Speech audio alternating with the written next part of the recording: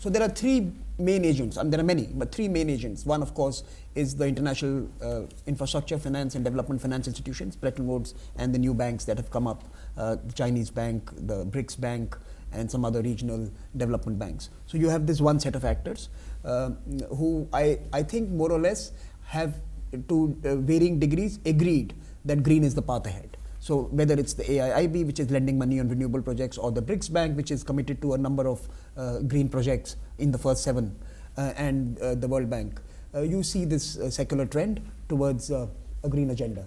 The second actor is the commercial bank, which lend you money from London or New York, syndicate from Paris and other places, and they work under what we call the Basel norms for banking, and it is the Basel norms that restrict or allow movement of capital to certain sectors. So they say that a percentage of your lending is to be given to infrastructure sector. Now, unless that percentage is increased or changed, you will not be able to direct more money to renewables, because renewables will be competing with all other infrastructure as well.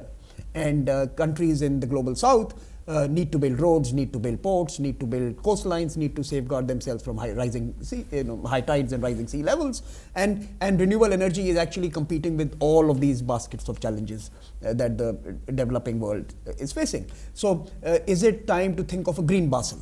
So can we think of a new regulatory framework where a certain amount of lending should go towards green infrastructure projects? So can we create a new classification and a new segment of flows that flow towards these kind of projects? And the third actor, and which I think is again a part of why I say that where I'm sitting and your neighbors are imperialists, because you still sit on the world's largest chunk of money, lazy money, what I call lazy money, which gives you no returns, which are your pension funds and insurance funds, and which are criminal in ensuring that none of the money goes towards these sectors, which are most important, and to these geographies, the emerging world, where it is most required. There's an IMF report, and this is not an Indian report, this is an IMF report which says there is over 100 or $150 trillion of global savings in these kind of big funds, and there is still a $3 to $4 trillion infrastructure gap in the emerging world.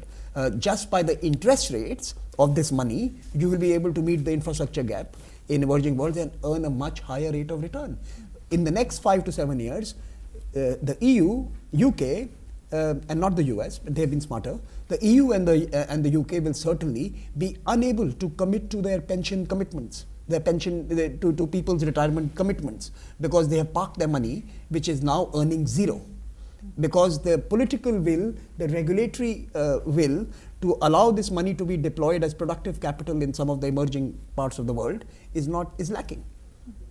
And this stems from the same mindset that I was talking about, that is a barbaric world, that is an uncivilized world. We don't understand their politics, we don't understand their people, we don't understand their language, and how can I park my money in that terrible, terrible part of the world? And that is imperialism for me.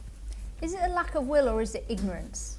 It's imperialism, and it's a mix of everything, from ignorance to fear to lack of political will, but it stems from fear. It stems from not understanding that someone darker than you can be more smart, can use your money more wisely. It stems from that basic fear that my life savings are going to be in a Nigerian hand.